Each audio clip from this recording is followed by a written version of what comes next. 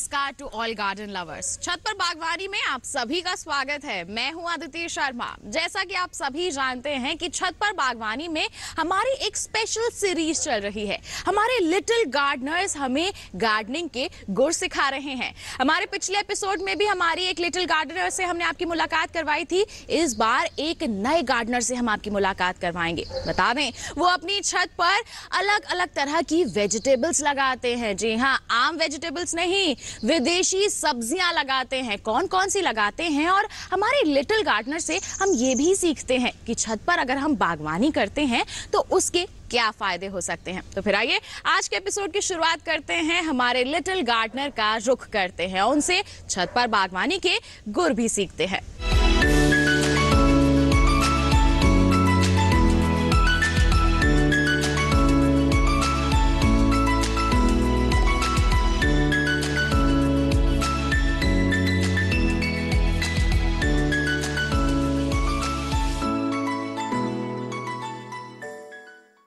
सबसे पहले मैं आपको बताता हूँ कि हम लोगों ने छत पे बागवानी का निर्णय कैसे लिया। गर्मी, जी हाँ, गर्मी ही मेन कारण था हमारे लिए छत पे बागवानी शुरू करने के लिए। जब मैं कुछ 7 साल का था तब एक दिन मेरे मम्मी पापा गर्मी से तंग होकर उन्होंने कहा चलो छत पे बागवानी स्टार्ट करते हैं। फिर क्या, अगले ही दिन छत पर गमले, पौधे, मिट्टी सब पहुँचाए गए और तब से हमारी इस जर्नी की शुरुआत हो गई।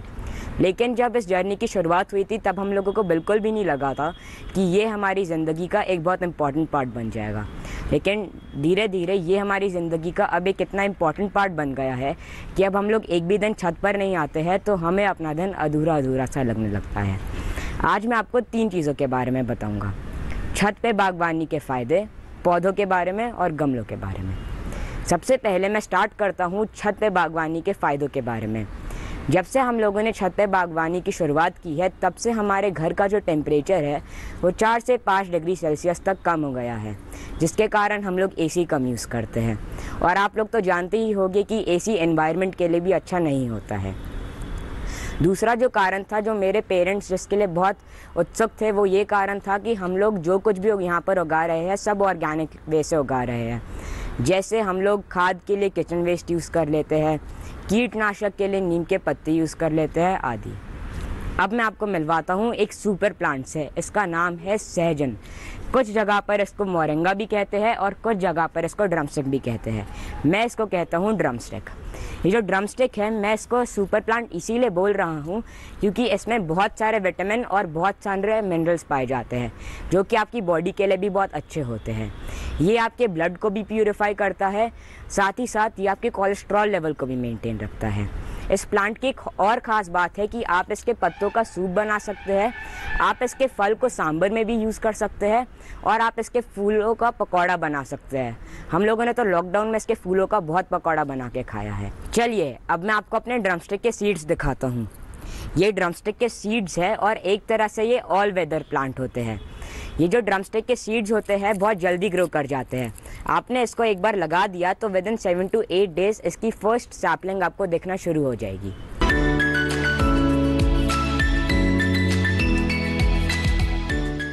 अब मैं आपको यहाँ के one of the best medicinal plant से मिलाता हूँ।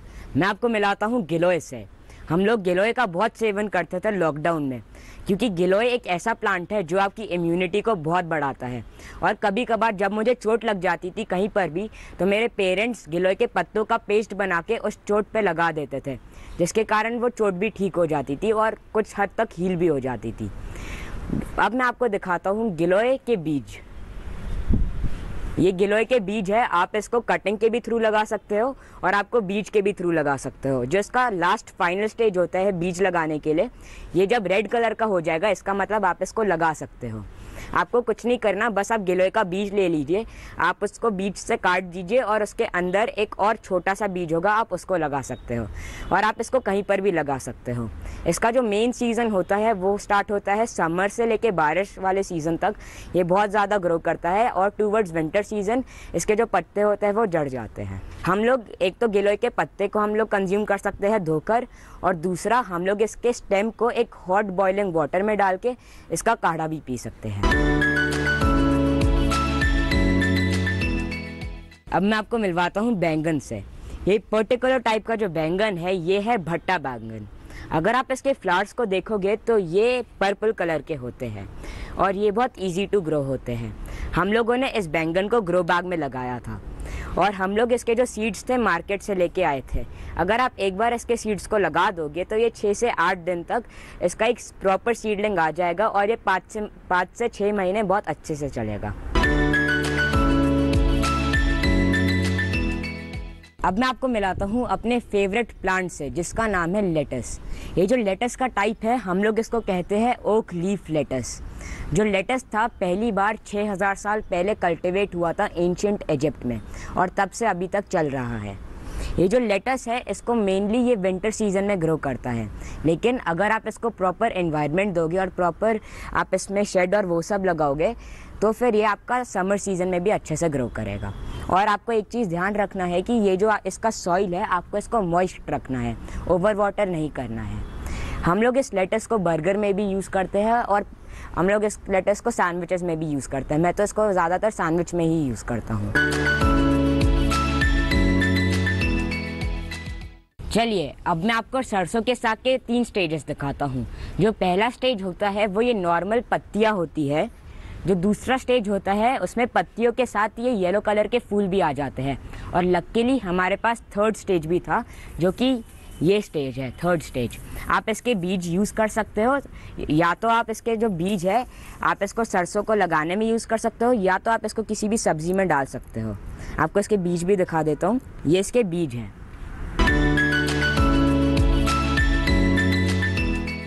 अब मैं आपको मिलाता हूँ अपने नींबू के प्लांट से। ये जो नींबू का प्लांट है हम लोग अपने नेटिव विलेज से लेके आए थे कुछ साल पहले। जब हम लोग लेके आए थे अपने नेटिव विलेज से तभी नींबू का प्लांट सिर्फ इतना सा था। मैंने ही पापा को एनकरेज किया था कि ले चलते हैं, क्योंकि यहाँ पर उस समय इतने अच्छे नींबू मिल नहीं रहे थे और वहाँ पर बहुत सारे नींबू के प्लांट थे। तो हम लोग लेकर आए और अब आप देख सकते हो कि ये कितना बड़ा हो गया है।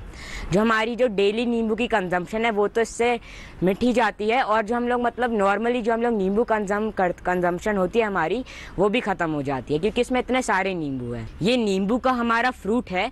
अभी तो ये उतना अच्छे से ग्रो नहीं हुआ है, थोड़े दिनों के बाद ये और अच्छे से जब ग्रो हो जाएगा तब हम लोग इसको नींबू की जूस बनाने के लिए यूज़ कर सकते हैं। और आजकल गर्मी के सीज़न में तो हम लोग इसको बहुत ही यूज़ करते हैं नींबू को। ये हमारा चेरी टोमेटो का पेड़ है और ये नींबू के साथ ही आ रहा है। हम लोग इसको सैलेड में बहुत बार यूज़ करते हैं और इसमें बहुत सारे बेनिफिट्स भी होते हैं, जिसके कारण आपकी बॉडी भी बहुत बेनिफिट होती है इसको आप अगर कंज्यूम कर लो। इसका जो टेस्ट होता है नॉर्मल नींबू से ज़्यादा खट्टा भी होता है। ये हमारा पपीता का पेड़ है। हालांकि ये जो पपीता का पेड़ है उतना बड़ा नहीं हुआ है, क्योंकि अभी बस इस पपीते के पेड़ को 6 से 7 महीने ही हुए हैं। 1-2 साल के बाद ये बहुत अच्छे से ग्रो हो जाएगा। पपीता के साथ हमारा एलोवेरा भी लगा है, और जो एलोवेरा होता है स्किन के लिए बहुत अच्छा होता है। लेकिन एक एडवाइस है, जब भी आप एलोवेरा लगाओ तो आप शेड में एलोवेरा लगा लो, क्योंकि आपको कभी भी एलोवेरा लगा के धूप में नहीं जाना चाहिए, नहीं तो आपकी स्किन और ख़राब हो जाएगी। और उसके पीछे हमारा अनियन का स्प्रिंग अनियन लगा है। हम लोगों ने स्प्रिंग अनियन यूज़ कर लिया है, और जो अभी अनियन के सीड है थोड़े दिनों के बाद वो ब्लैक कलर के हो जाएंगे। तब हम 5 से 6 ग्राम ब्लैक कलर के जो अनियन के सीड है वो ले लेंगे और उसको सिलवट्टे पे हम लोग कूट देंगे। कूटने के बाद उसके साथ थोड़ा सा हनी मिक्स कर देंगे, और वो मिक्स करने के बाद अगर हमारे चेहरे पे पिंपल्स है तो हम लोग वहाँ पर लगाएंगे तो वो इसको हील कर देगा। मैं आपको लेमन ग्रास भी दिखाता हूँ। ये जो लेमन ग्रास है शाम के वक्त बहुत यूज़फुल होता है मॉस्किटोस को भगाने के लिए भी। ये भिंडी के बीज है।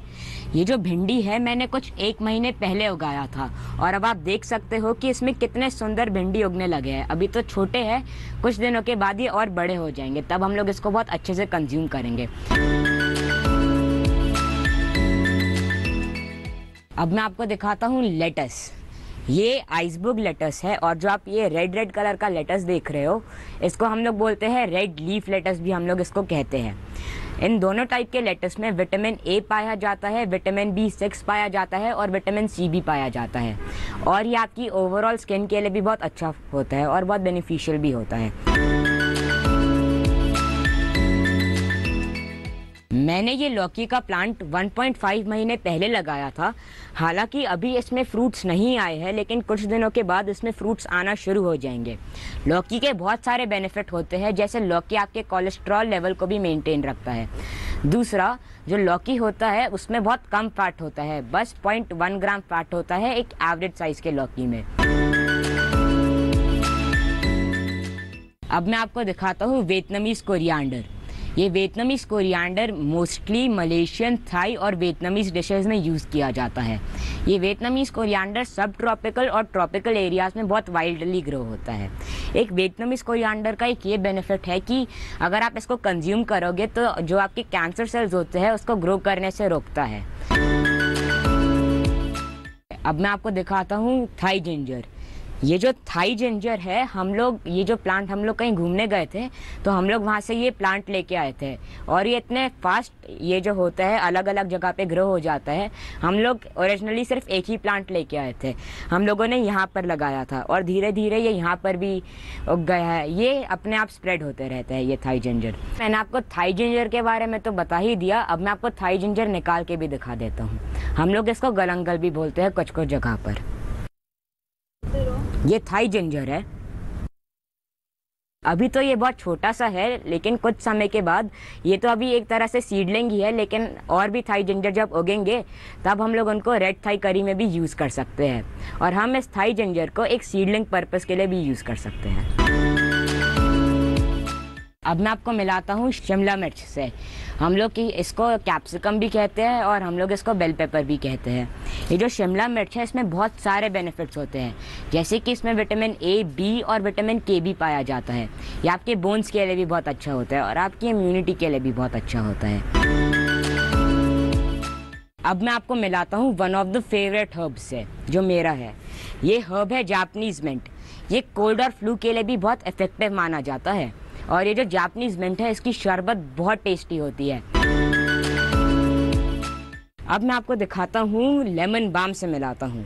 ये जो लेमन बाम है ये आपकी एंग्जाइटी बहुत लोगों को होती है तो उसको काम रखता है, और ये आपको रिलैक्सेशन भी देता है। ये लेमन बाम की चाय बहुत अच्छी बनती है। अब मैं आपको मिलाता हूँ बासमती के प्लांट से। ये जो बासमती का प्लांट है ये आपके चावल को एक बहुत एरोमेटिक स्मेल देता है।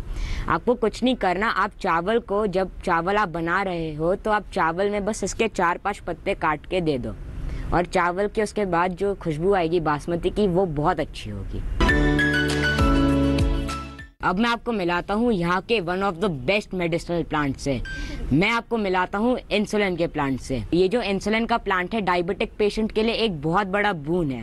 ये जो प्लांट है हमें इस प्लांट को खाली पेट चबाना चाहिए।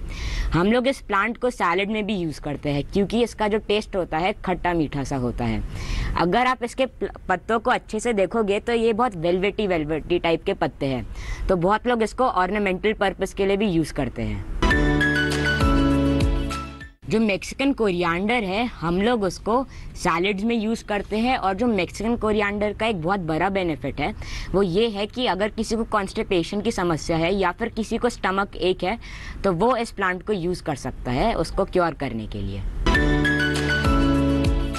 तो जाना ना कि कौन कौन सी सब्जियां हैं जो आप अपनी छत पर लगा सकते हैं। मैंने तो इन सब के नाम नहीं सुने, मुझे लगता है बहुत लोगों ने नहीं सुने होंगे, पर आज के एपिसोड के बाद आप इन्हें जरूर जान गए होंगे।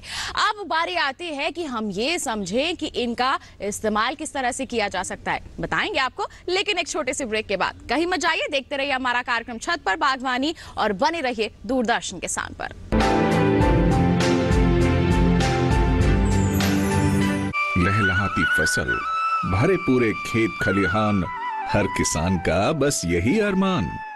लेकिन प्रकृति पर किसका जोर? कभी बारिश, कभी बिजली, कभी ओला, कभी सूखा, तो कभी कीट पतंग का प्रकोप कर दे नुकसान कमर तोड़। भैया खेती में तो जोखम रहता ही है, अब क्या करें? अब प्रकृति का कोनो उपाय है का?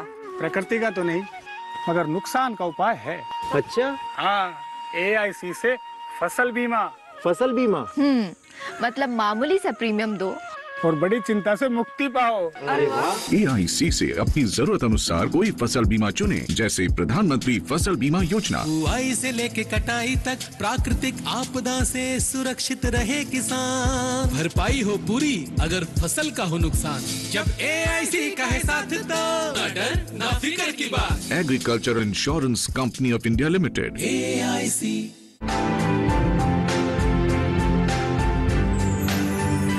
ब्रेक के बाद आप सभी का दूरदर्शन किसान के कार्यक्रम छत पर बागवानी पर फिर से स्वागत है। ब्रेक पर जाने से पहले हमने आपको बताया था डिफरेंट वेजिटेबल्स के बारे में, उनके यूसेज क्या हैं, इसके बारे में हमने आपको बोला था कि हम बताएंगे। तो फिर आइए बिना टाइम को वेस्ट करते हुए हमारे लिटिल गार्डनर का रुख कर लेते हैं। अब मैं आपको बताता हूँ कि हम लोग पालक को कैसे ग्रो करते हैं।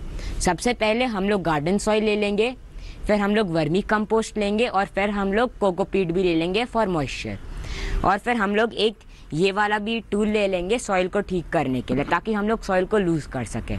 और हम लोग पालक के सीड्स ले लेंगे, जो कि हमारा मेन कंपोनेंट है इस चीज़ में। हम लोगों ने इस कंटेनर में ऐसे होल किए हैं, आप अपने कंटेनर का साइज़ देखकर होल कर लेना। मैं इस ठीकरों को डाल देता हूँ ताकि हमारे पानी के ड्रेनेज में ये हेल्प करे। हमने ठीकरे डाल दिए हैं, अब हम लोग गार्डन सॉइल डालेंगे। ये एक्चुअली बहुत हैवी है, तो इसलिए मैं अपने हाथों से ऐसे ऐसे करके डालूंगा।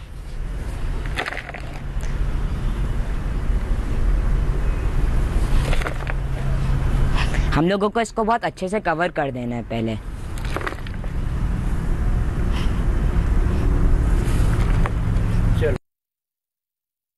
अब हमें इसकी ज़रूरत नहीं है, तो मैं अब इसको नीचे रख देता हूँ।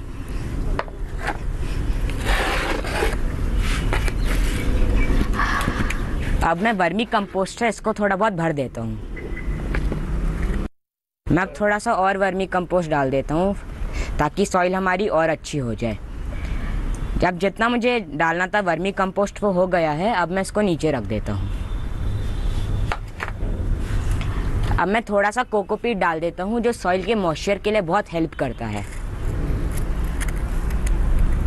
मैं पहले इसको अच्छे से स्प्रेड कर देता हूँ कोकोपीट को। हमारा यहाँ हो गया है, अब मैं थोड़ी सी लेवलिंग कर देता हूँ इसकी।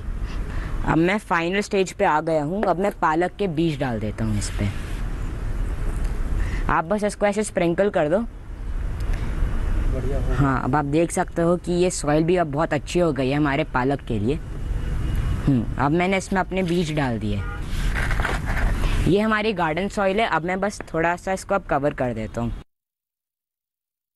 और अभी आपको इसको शेड में रखना है। अब मैं पालक में थोड़ा सा पानी डालता हूँ। मुझे आपको एक और चीज़ बतानी है कि अगर आप पालक ग्रो कर रहे हो तो आपको एक बहुत अच्छी सॉइल चाहिए, ताकि पालक का ग्रोथ बहुत अच्छा हो और आपको खाने में भी बहुत मज़ा आए। जो पालक होता है आपकी स्किन के लिए भी बहुत बेनिफिशियल होता है। अभी मैंने इसमें पानी डाल दिया है। अब मैं इसमें थोड़ा सा और मिक्स कर देता हूँ। अच्छे से मैं इसको मिक्स कर दिया। अब ये हो गया है हमारा रेडी। अब मैं इसको थोड़े दिन तक शेड में रखूँगा। और आपको एक चीज़ का ध्यान रखना है कि आप इसको बहुत ज़्यादा धूप ना दें। और ये आपका 8 दिन तक में ये आपका पहला सीडलिंग ग्रो हो जाएगा। और उसके बाद थोड़े दिनों के बाद जब ये बहुत बड़ा हो जाएगा, तब आप इसको बहुत अच्छे से कंज्यूम कर सकते हो। हमारे बर्ड्स को तो पालक बहुत पसंद है। अब मैं आपको बताता हूँ कि सहजन का सूप कैसे बनाते हैं। उसके लिए मैंने कुछ सामग्री ले ली है। जैसे मैंने सहजन के पत्ते ले लिए हैं, धनिया ले लिया है और अपने खुद के उगाए हुए चेरी टोमेटोज़ भी ले लिए हैं। और मैंने उसके साथ नमक भी लिया है और पानी भी लिया है। सबसे पहले मैं पानी डालता हूँ।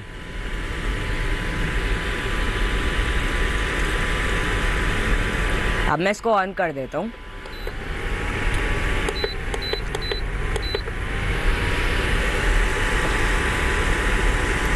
अब मैं थोड़ा सा सहजन का ये पत्ते डाल देता हूँ।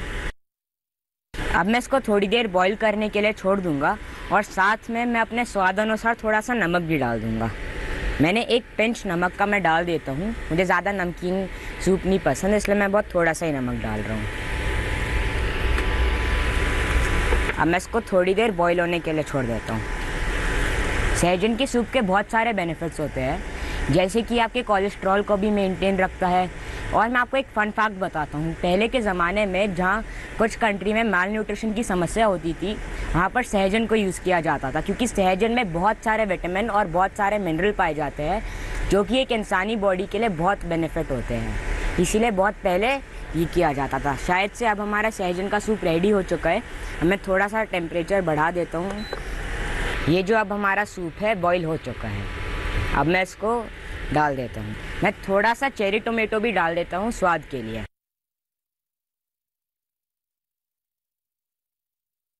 अब चलिए, अब मैं इस सहजन के सूप को अपने ग्लास में डाल देता हूँ। मैंने सब कुछ बंद कर दिया है। अब मैं इसको ऐसे ही ग्लास में डाल देता हूँ।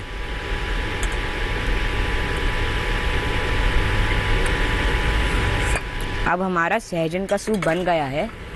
इसमें मैं डाल देता हूँ और मैं स्वाद के लिए थोड़ा सा धनिया का पत्ता भी डाल देता हूँ और मिक्स कर देता हूँ सारे इंग्रेडिएंट्स को। अब आप देख सकते हो कि ये जो सूप है पूरा रेडी हो चुका है। अब हमारा सूप पूरा रेडी हो चुका है। अब मैं इसको थोड़ी देर में पी लूँगा। देखने में तो ये सूप बहुत टेस्टी लग रहा है क्योंकि मैंने इसमें धनिया का भी यूज़ कर लिया। ये सूप जो है बहुत टेस्टी लग रहा है। आप ज़रूर इसको ट्राई करिएगा। अब मैं आपको बताऊंगा कि हम लोग जापानीज़ मिंट की शरबत कैसे बनाते हैं।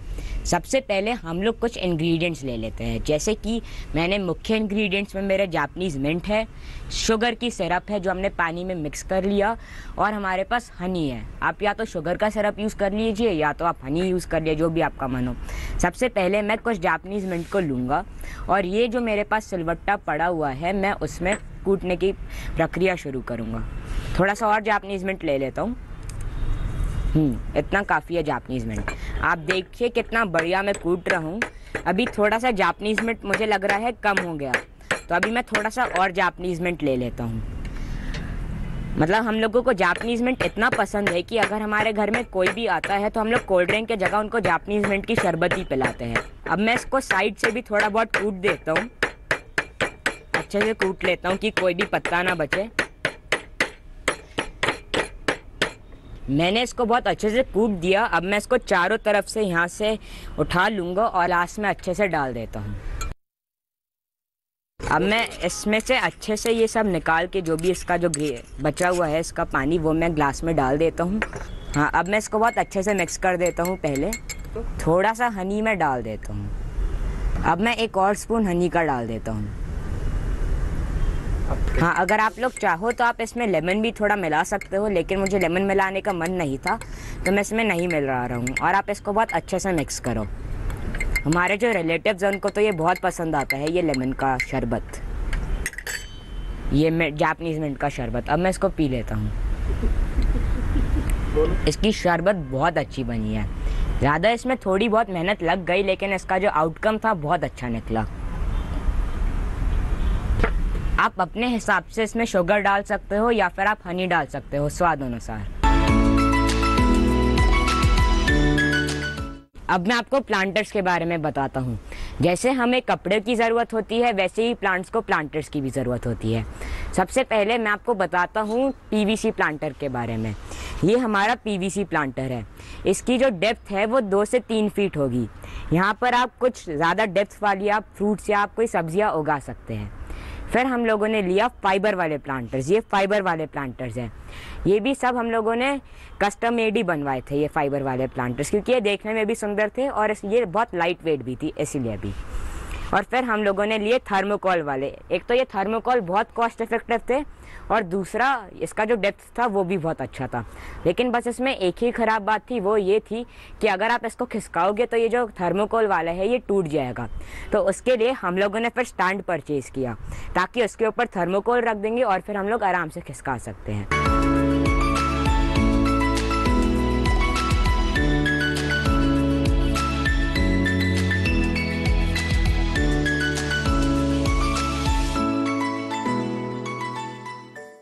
तो आज के हमारे इस एपिसोड में बस इतना ही। मैंने तो बहुत कुछ सीखा, उम्मीद करती हूँ आपने भी जरूर बहुत कुछ सीखा होगा। अब हमारे लिटिल गार्डनर्स हमें सिखा रहे हैं तो वो बात तो कमाल की होगी ही। ऐसे ही और गार्डनर से हम आपकी मुलाकात करवाएंगे, लेकिन अगले एपिसोड में। तब तक के लिए हम आपको एक इंपॉर्टेंट इन्फॉर्मेशन दे दें। दोबारा हमारा ये एपिसोड आप देख सकते हैं यूट्यूब चैनल के जरिए। टीवी स्क्रीन पर दिखाए जा रहे QR कोड को स्कैन कीजिए, सीधा पहुंच जाएंगे हमारे यूट्यूब चैनल पर और दोबारा आप हमारा ये कार्यक्रम देख सकते हैं। तो इसी के साथ हमें दीजिए इजाजत। आप बने रहिए दूरदर्शन किसान पर और चलते चलते हम आपको छोड़े जाते हैं कुछ गार्डनिंग टिप्स के साथ। नमस्कार।